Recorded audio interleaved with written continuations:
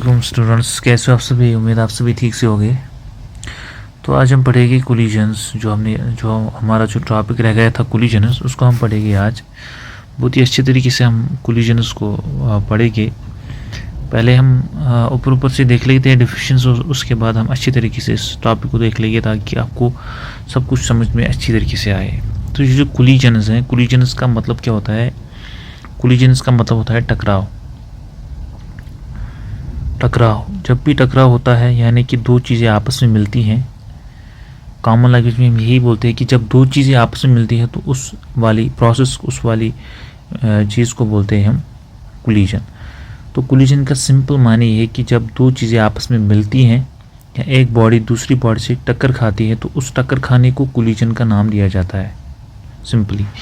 तो अगर हम इस कोलिजन को देखें, हम फिज़िक्स में इसको हम दो डिविजन्स करते हैं। पहला डिवीजन हम लिखते हैं कि वो कोलिजन जिसको हम बोलते हैं ये एक लीनियर कोलिजन है। क्या है? Linear collision. और दूसरा कोलिजन ऐसा कोलिजन है हमारे पास, ये लीनियर नहीं है, तो ये फिर क्या है? ये एक एंगुलर कोलिजन है। ये एंगुलर कोलिजन है। आप कोलिजन को पहले पढ़ने से पहले कुछ आप चीज़ें याद रखिएगा। ये जो कोलिजन होता है, सपोज हमारे पास एक बॉल है और सपोज ये हमारे पास दूसरी बॉल है। सपोज करो मैंने इस बॉल को यहाँ से फेंका और ये इस कुछ टाइम के बाद, after a certain time T, ये बॉल इस वाली बॉल से टक्कर खा गई इसको।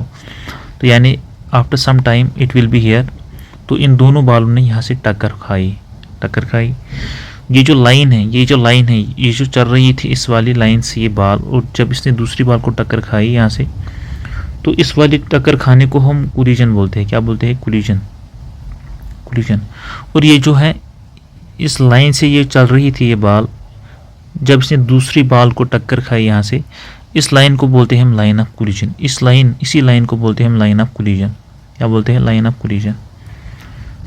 कोलिजन। तो अगर ये बॉल इसी लाइन से चल रही थी और जब इसने टक्कर खाई, ये तब भी टक्कर खाने के बाद इसी लाइन पे चलती रही, तो इसी वाली कोलिजन को बोलते हैं हम लीनियर कोलिजन। क्या बोलते हैं? Linear collision. और इनिशियली यहाँ पे लीनियर कोलिजन में क्या होता है कि इनिशियली जो बॉल होती हैं, इनिशियली बॉल जो स्ट्राइक करती है, या कोई बॉडी या कोई चीज़ या कोई कार, कोई भी चीज़ वो स्ट्राइक करती है at an angle of 0 degree. ये 0 डिग्री से स्ट्राइक करती है to the line of collision. Suppose करो मैं आपको ऐसे समझाता हूँ कि सपोज करो ये हमारे पास एक लाइन ऑफ कोलिजन है। मतलब यहाँ से हमारे पास जब कोई बॉल या कोई चीज़ टक्कर खाएगी वो इस लाइन पे खाएगी। सपोज करो एक कोई चीज़ है वो यहाँ से गिरी, यहाँ से किसी एंगल पे गिरी, किसी एंगल से गिरी, तब जाके वो सपोज करो यहाँ से गिरी, यहाँ पे कोई चीज़ थी। सपोज करो वो यहाँ से चली गई है, यहाँ से चली गई, या फिर यहाँ से चली गई, किसी भी डायरेक्शन में जा सकती हैं। इस वाली कोलिजन को हम बोलते हैं एंगुलर कोलिजन। इस वाली कोलिजन को बोलते हैं हम एंगुलर कोलिजन। तो मतलब ये है कि जो किसी एंगल पे होगी उस वाली कोलिजन को बोलेगी एंगुलर कोलिजन। अब बात आती है ये एंगल किसके साथ होगी? ये एंगल होगी लाइन ऑफ कोलिजन के साथ। किसके साथ? लाइन ऑफ कोलिजन के साथ। ये हमारे पास लाइन ऑफ कोलिजन के साथ एंगल होगी, इसी वाली कोलिजन को हम बोलेंगे एंगुलर कोलिजन। तो इस वाली कोलिजन को क्या बोलते हैं हम? Angular collision. तो होप कि आपको दोनों चीज़ें समझ में आई होगी। तो हमने क्या बोला? एक लीनियर कोलिजन होती है, वो लीनियर कोलिजन, दैट कोलिजन जहाँ से आपका जो collision is in the line of collision. जो कोलिजन होगा बॉडीज के दरमियान, वो कोलिजन लाइन ऑफ कोलिजन के अंदर होगा। यानी अंदर क्या होगा? उसी के दरमियान होगा, उसी के सीमित होगा। और जो दूसरा होगा एंगुलर कोलिजन वो होगा जहाँ आपका होगा जो आपकी जो बॉडी होगी, body makes an angle with line of collision. इसको लाइन ऑफ कंट्रोल नहीं समझा आप, ये लाइन ऑफ कोलिजन है। तो ये जो बॉडी है before it strikes or meets with another body।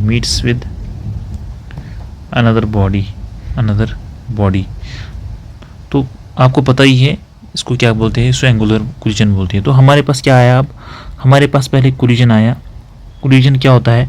Collision एक शॉर्ट टर्म एक इम्पैक्ट होता है बॉडीज़ के दरमियान, with bodies, short term impact होता है बॉडीज़ के दरमियान। यानी कि इसके मतलब यह है कि इसमें क्या होता है, टाइम स्पान कम होता है, टाइम स्पान यहाँ पे कम होता है।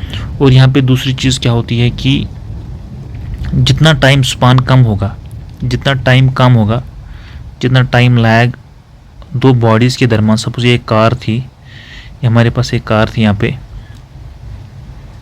ये जब दूसरी कार से टक्कर खाएगी, जितनी शॉर्ट स्पेन ऑफ टाइम में ज़्यादा होगी उतना इम्पैक्ट ज़्यादा होगा। तो मतलब क्या है कि यहाँ पे जो इम्पैक्ट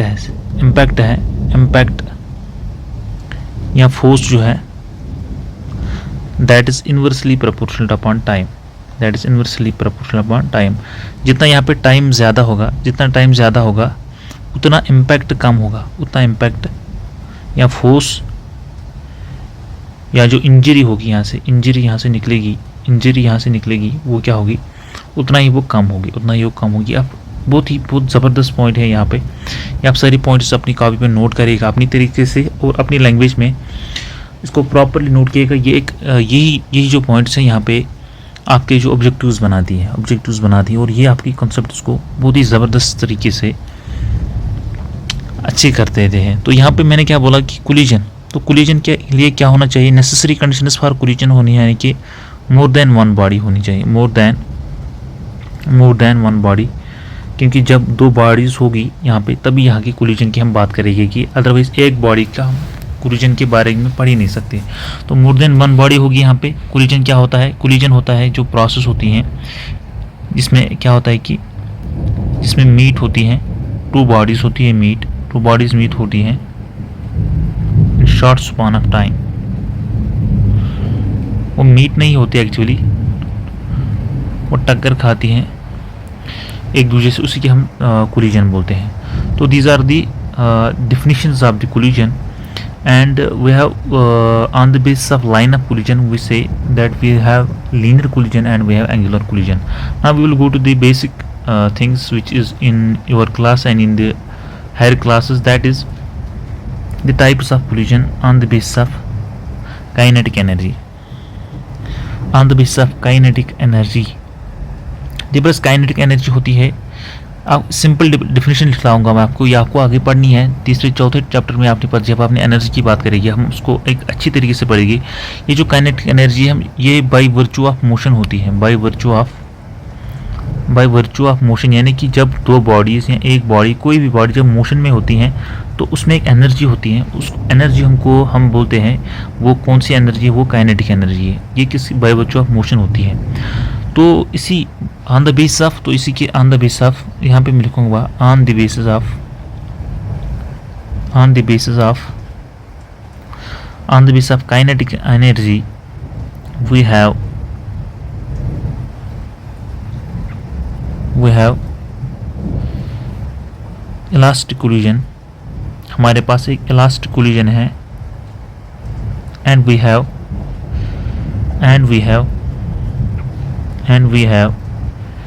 इनइलास्टिक कोलिजन। तो यहाँ पे कुछ टर्म्स आई, काइनेटिक एनर्जी आई, और काइनेटिक एनर्जी मैंने आपकी शॉर्ट डेफिनेशन बोली कि जब भी कोई चीज़ मोशन में होगी तो उसमें एक एनर्जी ज़रूर होगी। किसी भी बॉडी में डिफरेंट टाइप्स ऑफ एनर्जी हो सकती हैं, और जब भी बॉडी मोशन में होगी उसके अंदर एक हमेशा एक एनर्जी होगी, उसको हम बोलेंगे काइनेटिक एनर्जी। एक बॉडी में होगी, एक बॉडी वो पोजेस करेगी। और यहाँ पे उसके बाद जो दूसरी टर्म यहाँ पे आई, दैट इज़ वो मैंने बोला elastic collision and in elastic collision. तो एनर्जी आपको हो गया, अब बचा इलास्टिक एंड इन इलास्टिक। देखो हम अगर देखिए हम इलास्टिक अपनी कॉमन लैंग्वेज में हम बोलते हैं जिसमें इलास्टिसिटी होती है, यानी कि जिसको खिंचा होता है, जिसको हम खींच सकते हैं और वो अपनी जगह पे फिर वापस उसी पोजीशन पे आती हैं, तो उसी को हम बोलते हैं इलास्टिक।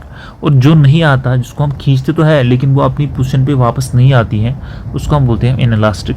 बॉडी और elastic process at that time.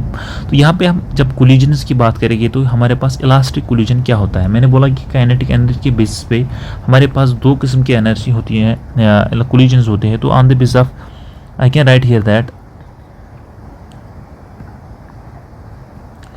I can write here in this way that कोई अच्छा सा तेज कलर लेंगे यहाँ से। तो काइनेटिक एनर्जी के बेसिस पे on the basis of kinetic energy we have elastic collision and we have inelastic collision. पहले हम किसकी बात करेंगे, पहले हम बात करेंगे इलास्टिक कोलिजन की। देखो इलास्टिक कोलिजन क्या होता है, इलास्टिक कोलिजन इसमें होता है कि दोनों कोलिजन में सबसे पहली बात मोमेंटम, जो लीनियर मोमेंटम होता है, लीनियर मोमेंटम इज कंजर्व्ड। वो क्या होता है, वो कंजर्व रहता है, वो चेंज नहीं होता। दूसरा लीनियर मोमेंटम कंजर्व रहता है, और दूसरा क्या होता है हमारे पास काइनेटिक एनर्जी इज कंजर्व्ड।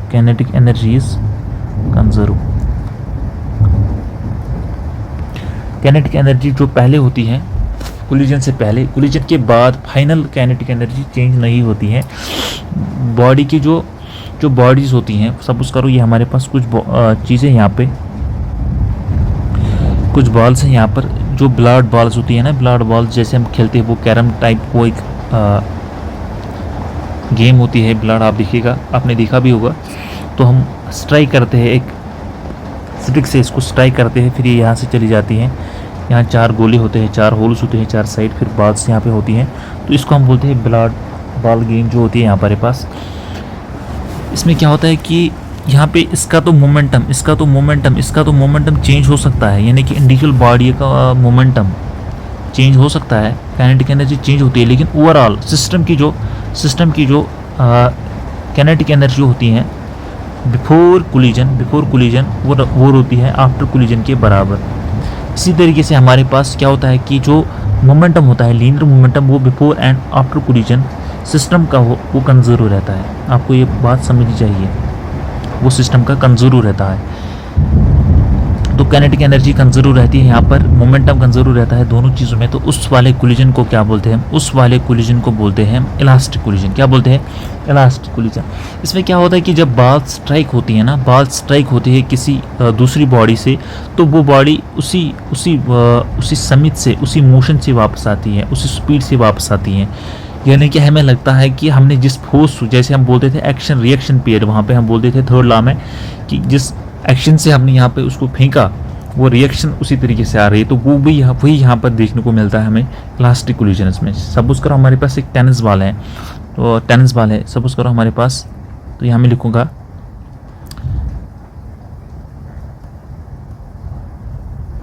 यहाँ पे दिखेगा, तो मैं लिखूँगा एग्जाम्पल है, मैं लिखूँगा strike off tennis ball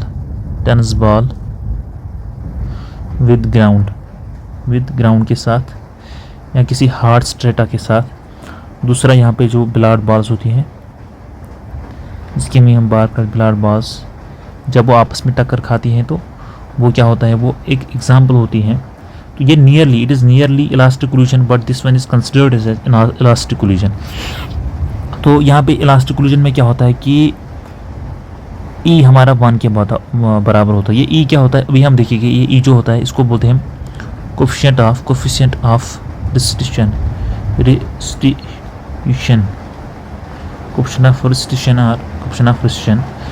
E is called 1 in case of elastic collision. ये कोफिशिएंट ऑफ रिस्ट्रिक्शन क्या होता है, ये ई क्या होता है, अभी हम आपको पूरा समझ में आ जाएगा।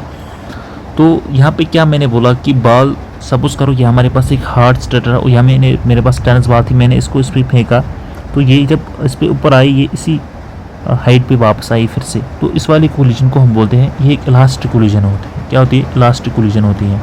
यानी कि मोमेंटम तो कंजर्व रहता ही है, उसके साथ साथ काइनेटिक एनर्जी भी कंजर्व रहती है।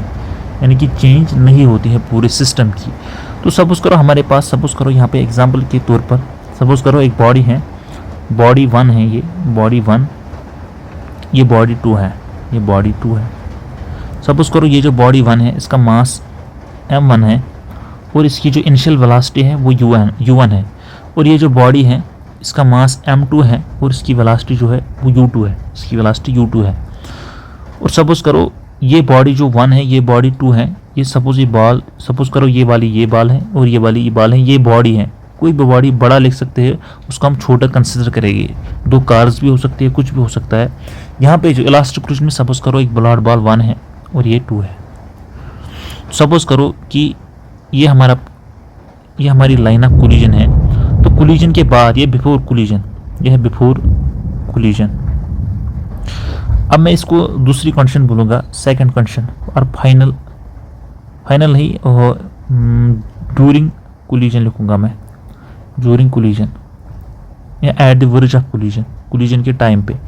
तो क्या होगा कि ये बॉल जो है ये आपस में मिली हुई है, ये आपस में मिली, यहाँ पे कोलिजन हो गया, यहाँ पे कोलिजन हो गया। ये जो कोलिजन है यहाँ पे कोलिजन हो गया, ठीक है, यहाँ पे कोलिजन हो गया। तो ये जो कोलिजन है उसके बाद हम तीसरी कंडीशन आएगी यहाँ पे आफ्टर कोलिजन, कोलिजन के बाद क्या हुआ, कोलिजन के बाद क्या हुआ। सो ये बॉल्स जो होगी सेपरेट होगी, ये बॉल्स सेपरेट। सपोज करो ये जो बॉल्स हैं इस दिशा में वापस आई और ये जो बॉल है जिसको इसने स्ट्राइक किया वो इस दिशा से चली गई, वो इस दिशा से चली गई। अब जो इसकी बॉडी का जो मास है वो m1 था, पहले m1 ही रहेगा, इसका था m2, वो m2 ही रहेगा। लेकिन अब जो इसकी वेलोसिटी है वो v1 हो गई, इसकी वेलोसिटी v2 हो गई, इसकी वेलोसिटी v2 हो गई। यहाँ पे हमने क्या बोला, हमने बोला पहली बात कि मोमेंटम कंजर्व रहता है, मोमेंटम कंजर्व p, यानी p को मोमेंटम डिनोट करते हैं हम p से, ये कंजर्व रहता है, कंजर्व। तो हमने इससे पहले मोमेंटम कंजर्वेशन की बात की कि m1 u1 plus m2 u2 is equal to m1 v1 is plus m2 v2। ये जो principle of conservation of linear momentum कहता है हमारे पास। तो ये जो कंडीशन है हमारे पास, ये बिफोर कोलिजन है, ये जो कंडीशन है हमारे पास ये आफ्टर कोलिजन है, कोलिजन के बाद, टकराव के बाद। टक्कर पद चाहिए और टक्कर ब्रो चाहिए, तो समझ, युगो कोलिजन ब्रो, युगो कोलिजन पद। तो ये जो इनिशियल मोमेंटम था हमारे पास वो फाइनल मोमेंटम के बराबर है। ये पहली कंडीशन यहाँ पे सेटिस्फाई होनी चाहिए, तो उस वाले कोलिजन को हम बोलते हैं इलास्टिक कोलिजन। सेकंड वाले, इसका मतलब क्या है कि सपोज इसका मतलब कोई क्वेश्चन देगा, कोई क्वेश्चन बोलेगा कि m1 आपके पास 2 kg है, m2 इतना है, m2 3 kg है, पहले जो इनिशियल वेलोसिटी थी वो इतनी थी, आप मुझे बोलो जो पहले इनिशियल वेलोसिटी ये थी, दूसरी की ये थी और तीसरी की आफ्टर कोलिजन ये है, पहली बॉडी की, आप बोलो सेकंड बॉडी की वेलोसिटी कितनी होगी। उस टाइम आप इस इक्वेशन को एग्जीक्यूट करोगे, उसको आप इक्वेट करोगे, तो आपको जो तीसरा वैल्यू होगा, जो भी अननोन होगा यहाँ से मिल पाएगा आपको। मास भी कह सकता है, आपको वेलोसिटी पूछ सकता है, कुछ भी पूछ सकता है, तो आपको उस टाइम पे आना चाहिए कि कैसे करना है। ये इक्वेशन मैं आपको इसलिए दिखाता हूँ, हम कुछ क्वेश्चंस भी करेंगे आप लास्ट में, तो उससे आपको बहुत आसानी के साथ समझ में आ जाएगा कि कैसे इसको एग्जीक्यूट करना है। उसके बाद हमारे पास क्या होगा कि काइनेटिक एनर्जी, हमने किसकी बात की अब, काइनेटिक एनर्जी की। काइनेटिक एनर्जी प्रिंसिपल क्या बोलता है, kinetic energy principal, kinetic energy principal होता है कि पहली बॉडी की एनर्जी m1 जो मूव करती थी with u1 velocity plus m2 जो मूव करती थी with u2 velocity is equal to m1 v1 square plus m2 v2 square, m2 v2 square. ये जो हाफ या इसको आप कैंसिल करके आप सिंपली लिख सकते हो m1 u1 square plus m2 u2 square is equal to m1 v1 square plus m2 v2 square. तो इसको आप अपनी कॉपी में नोट कीजिएगा। काइनेटिक एनर्जी प्रिंसिपल क्या कहता है हमारे पास इलास्टिक कोलिजन के केस में। तो यहाँ पे आपको एक टर्म में आप दिखाता हूँ आपको, जो हमने बोला अभी कोएफिशिएंट ऑफ डिस्ट्रीब्यूशन, इसको हमने अभी बोला था, इसको हम प्रॉपरली यहाँ पे अंडरस्टैंड करेंगे। उसका बाद आपको मैं कुछ और चीज़ें बोलूँगा। ये जो कोएफिशिएंट ऑफ डिस्ट्रीब्यूशन है, it is denoted by the small letter e and it is defined at the ratio of velocity of separation to the velocity of velocity of separation to the velocity of velocity of collision, या जो पहले की इनकी velocity थी, velocity of collision, यहाँ हम बोलेंगे before collision, velocity of separation to the velocity of before collision. इसको हम आपको बहुत सी बुक्स में माइनस साइन यहाँ पे आपकी लिखी होती है पहली, माइनस साइन हम पहले कंसिडर करते हैं, बाद में नहीं करते हैं। तो यहाँ पे क्या होता है कि वो हमें एक्यूरेट वैल्यू देता है। अभी आपको समझ में आया, जैसे हमने बोला कि अभी जो बॉडी थी इलास्टिक कोलिजन में, हमने क्या बोला, जो वेलोसिटी ऑफ सेपरेशन थी, सपोज करो ये m1 थी, ये u1 थी, m2 थी, ये u2 थी, ये इसकी v1 वेलोसिटी थी और इसकी v2 वेलोसिटी थी। तो हमने क्या बोला, वेलोसिटी ऑफ सेपरेशन, यानी कि v2 minus v1 upon u1 minus u2। ये वेलोसिटी ऑफ सेपरेशन किस वेलोसिटी, ये v2 से सेपरेट हुई, ये v1 से सेपरेट हुई, ये u1 थी इनिशियल, इसकी u2 थी इनिशियल, तो इस वेलोसिटी से सेपरेट हुई, इनकी कोलिजन से पहले वेलोसिटी थी।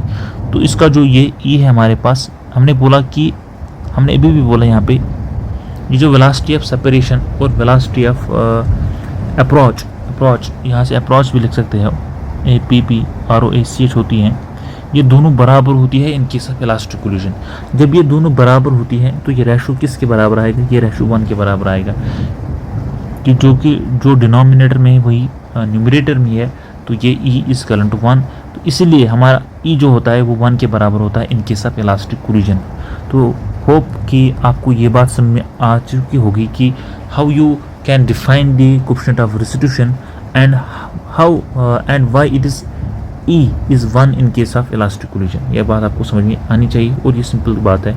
उसके बाद on the base of this kinetic energy we have in elastic collision, we have in elastic collision, in elastic, ये जो इन इलास्टिक कोलिजन होती है इसमें momentum P is equal to conserve, इसमें मोमेंटम आपका कंजर्व रहता है, लेकिन आपकी जो काइनेटिक एनर्जी है वो कंजर्व नहीं रहती, वो दैट इज़ नॉट कंजर्व्ड, ये चेंज होती हैं, ये चेंज होती हैं। यहाँ पे हीट रिलीज होती है, हो सकती है साउंड रिलीज हो सकती है, और it can be converted into other kinds of energy, और it can be converted into other kinds of energy. तो यहाँ पे ये कंजर्व नहीं रहती हैं। यही बात समझ आपकी, जैसे हम अब आपके पास एक डफ है या कोई जो मिट्टी की बाल है, आपने मिट्टी की, जिसको हम डफ बोलते हैं यहाँ पे, मिट्टी अब मड की एक बाल आपने बोली, और पहले उसमें आपने उसको पानी डाला, उसके बाद आपने जो उस मड की बनी हुई जो आपकी बाल है वो किसी दीवार के ऊपर फेंक दी, तो आप देख सकते हो वो इसके साथ चिपक जाती है, उसके साथ चिपक जाती हैं। तो that type of collision is equal to in elastic collision, उसके हम बोलते हैं इन इलास्टिक कोलिजन। और हमारे पास जो दो कार्स के दरमियान जो कोलिजन होता है, टकराव होती है, वो भी एक इन इलास्टिक कोलिजन ही होता है, क्योंकि यहाँ पे एक साउंड एनर्जी प्रोड्यूस होती है, यहाँ पे हीट एनर्जी प्रोड्यूस होती है, यहाँ पे अदर काइंड्स ऑफ एनर्जी भी प्रोड्यूस होती हैं। क्योंकि काइनेटिक एनर्जी आपकी इनिशियल के initial kinetic energy initial is not equal to kinetic energy final in case of in elastic collision and the E is equal to 0 to 1, यानी कि coefficient of restitution होता है हमारे पास, ये 0 से लेकर 1 के दरमियान तक होता है, 1 के इक्वल टू नहीं होता, बल्कि किसके बराबर होता है, फ्रॉम 0 to 1। अगर हमारे पास परफेक्टली तीसरा किस्म का हमारे पास जो कोलिजन होता है, that is called perfectly in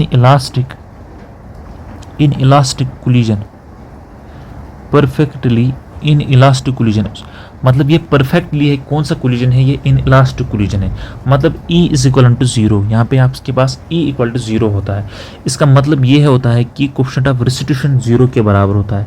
इसका मतलब ये है कि जो बॉडी है, जो अगर कोई भी बॉडी है जो जब वो दूसरी बॉडी के साथ टक्कर खाती हैं, वो इस दूसरी के बॉडी के साथ चिपक जाती हैं। कैसे चिपक जाती है, सपोज ये पहली बॉडी थी, दूसरी ये चिपक जाएगी।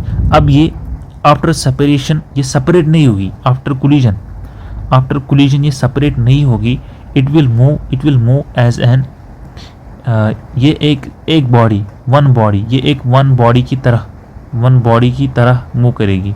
जैसे हमने बोला कि एक गीली एक मिट्टी का मिट्टी की बनी हुई एक बॉल जब हम किसी दीवार पे फेंकते हैं, डफ पे फेंकते हैं, तो वो क्या होता है, वो इसके साथ चिपक जाती है। That is called perfectly inelastic collision.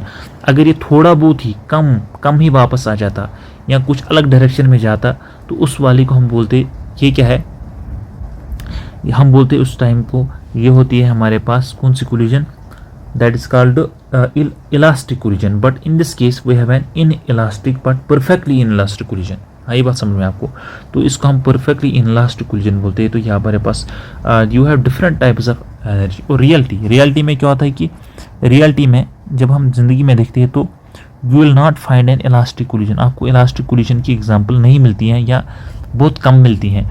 और जब हम कहते हैं बात इन इलास्टिक कोलिजन की, इन इलास्टिक कोलिजन तो आपको इसी की एग्जांपल हर टाइम पे मिलती है, चाहे दो कार्स के दरमियान हो, चाहे दो बॉल्स के दरमियान हो। तो यहाँ पे जो आपने यहाँ पे बोला हमने अभी कि यहाँ पे साउंड एनर्जी होती है, हीट एनर्जी होती है, फ्रिक्शन भी होता है दो बॉडीज के दरमियान, उसकी वजह से यहाँ पे काइनेटिक एनर्जी कंजर्व नहीं रहती। वही फ्रिक्शन काज होता है, कुछ एनर्जी लॉस हो जाती है, that is converted into other kinds of energy. Hence we have not perfectly elastic or elastic collision, we have inelastic collision in real examples of life. So आपने यहाँ पे बहुत कुछ सीखा होगा। उम्मीद है कि आपको डिफरेंट टाइप्स ऑफ कोलिजन्स यहाँ पे अंडरस्टैंड हुए होंगे। तो ये यहाँ पे एग्जांपल थी। तो सपोज करो हमारे पास एक बॉल है, सपोज इसका मास m1 है, सपोज इसका मास u2 है, इसका वेलोसिटी u1 है, इसकी वेलोसिटी u2 है। ये जो m1 u1 plus m2 u2 है, तो ये जो परफेक्टली इलास्टिक कोलिजन में क्या होगा कि ये टोटल मास बनेगा m1 प्लस m2, क्योंकि ये दोनों चीज़ें आपस में चिपक जाएगी और ये एक common velocity u common velocity के साथ ये मूव करेगी। और वही क्वेश्चन में आपको बोलता है कि वो कॉमन वेलोसिटी क्या होगी। वो कॉमन वेलोसिटी जिस वेलोसिटी से ये चिपक गई होगी दोनों बॉडीज, वो किसके बराबर होगी, that is equal to m1 u1 plus m2 u2 divide by m1 plus m2। इसके रिगार्डिंग में आपको बहुत सारे एग्जाम्पल्स करवाऊंगा। एक ही एग्जाम्पल अगर आपके पास होगी तो आप उसको आप कैलकुलेट कर सकते हो, that will be equal to your common velocity. तो आपको अब क्वेश्चन से आपको पहचानना है कि कौन किस्म का कोलिजन यहाँ पे आपको निकालना है। यहाँ पे आपको इलास्टिक कोलिजन है कि इनइलास्टिक कोलिजन है, या आपको किसकी वजह से आपको पहचानना है। You have to understand it, you have to recognize with the given data।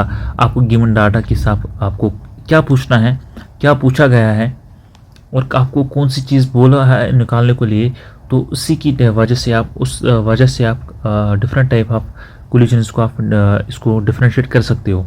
तो we have on the base of coefficient of resistance we have is equal to zero condition, we equal to zero and equal to we have E equal to zero और equal to 1 condition we have. तो suppose, तो इसका मतलब ये है कि ई तो यहाँ पे 0 to 1 ही लाई करेगा, ई टू 0 to 1 ही लाई करेगा। ये इंटरवल क्लोज्ड है, 0 to 1 है, तो यहाँ तो 0 होगा, ये इसमें होगा 0 आपको परफेक्टली इन इलास्टिक कोलिजन मिलेगा। और ई इज इक्वल टू 1 यहाँ पे आपको इलास्टिक कोलिजन में मिलेगा और उसके दरमियान आपकी इनइलास्टिक कोलिजन में वैल्यू लाई करेगी। तो ये आपको एक ऑब्जेक्टिव टाइप, इसमें आपकी 3 ऑब्जेक्टिव टाइप क्वेश्चंस निकल सकते हो, निकलती भी है और एग्जाम्स में आता रहता है हर टाइम पे। सिंपल 1 मार्क का क्वेश्चन आता है इसमें। तो this was all about the coefficient of restitution. So what we have studied in this, we say that we have 3 kinds of collisions actively. और यहाँ पे हम बोलते हैं, जो हमने बोला ना कि ये लाइन ऑफ कोलिजन है, इसी को अगर यहाँ से कोलिजन हुआ दो बॉल्स के दरमियान तो ये यहाँ से होगा, ये यहाँ से चलता रहेगा। इसको हम एक और नाम देते हैं, that is called one dimensional collision. एक ही डायमेंशन में कोलिजन, एक ही डायमेंशन में। यहाँ पे आपकी एक्स एक्सिस या वाई एक्सिस या जेड एक्सिस काम में आएगी। लेकिन अगर आपके पास ये किसी एंगल से होगा, कोई एंगल बनाएगा आपके लाइन ऑफ कोलिजन से, तो यहाँ पे हो सकता है कि ये इस डायरेक्शन में जाए, ये इस डायरेक्शन में जाए। ये जो आपका होता है एंगुलर कोलिजन होता है ना, इस परपेंडिकुलर डायरेक्शन में आपकी वेलोसिटी चेंज नहीं होती, परपेंडिकुलर डायरेक्शन में आपकी वेलोसिटी चेंज नहीं होती। तो ये जो कंपोनेंट होता है वेलोसिटी का, ये चेंज नहीं होता है। सपोज करो ये यहाँ से एक कंपोनेंट था इस डायरेक्शन से, सपोज करो ये बॉडी इस डायरेक्शन में भी मूव करी, तो इस टाइप की कोलिजन को हम बोलते हैं टू डायमेंशनल कोलिजन, ये दो, इसमें आप एक्स एक्सिस वाई एक्सिस का काम लेंगे, या वाई एक्सिस और जेड एक्सिस का काम लेंगे, या एक्स और जेड एक्सिस का काम लेंगे यहाँ पे, तब जाके आपका टू डायमेंशनल कोलिजन। ये जो कोलिजन होता है, सपोज यहाँ पर बम होता है, एक बम होता है हमारे पास, सपोज ये बम जो किसी चीज़ पे, किसी बिल्डिंग पे, किसी पिलर पे, किसी जगह पे हिट हुआ, तो ये डिफरेंट पार्ट्स में तकसीम होता है। तो this is also the case of collision. यहाँ आपका क्या करना है, इस प्रॉब्लम को आपको एनालाइज करना पड़ता है कि आपको एक रेफरेंस लेना होता है, तो किस डायरेक्शन में ये पार्ट मूव किया, फिर इस वेलोसिटी को हम कंपोनेंट निकाल सकते हैं। सपोज ये थीटा था, तो that was equal to your u cos theta, in this is what we sine theta. Similarly we can also go the components of this one part, and similarly for the other parts. This is the analysis of the problems which we can face in the different types of collisions, and you can go with this more in the higher studies. जब आप अपना 11th class पढ़ोगे, 12th कोई भी NEET या JEE exam की prepare करोगे, तो आपको उस टाइम की प्रॉब्लम आपको फेस करनी पड़ती हैं। तो जहाँ पे आपकी बाल जो डिफरेंट टाइप्स और डिफरेंट पार्ट्स में तकसीम होके अलग अलग पार्ट्स में ब्रेक होती हैं, और आपको कोई पार्ट की वेलोसिटी कैलकुलेट करनी पड़ती हैं। तो it was I think it was all about the collision. लगभग हमने सारा यहाँ पे जो आपको 9th स्टैंडर्ड भी इसमें अपने ज़्यादा ही पढ़ा अभी। तो होप अगर आपको कुछ रहता है या कोई डाउट रहता है, आप उसको कमेंट बॉक्स में ज़रूर पूछोगे। तो मुझे उम्मीद है कि आपको ये चीज़ें सारी समझ में आ चुकी होगी। अगर नहीं आई होगी तो आप ज़रूर कमेंट बॉक्स में आप बोलेगा। और हम ये आपको बोलते हैं कि वीडियो को लाइक और चैनल को सब्सक्राइब करिएगा, और अपने दोस्तों से ज़्यादा शेयर करिएगा, ताकि उनको भी बेनिफिट मिले और आपको भी बेनिफिट मिले। तो थैंक यू फॉर द, जब तक कि हम दूसरे या एक अलग और वीडियो में मिलते हैं, हम उसमें कुछ क्वेश्चंस के रिगार्डिंग बात करेंगे। तो अभी तक लगता है कि ये वाला चैप्टर भी यहाँ पे कंप्लीट होता है।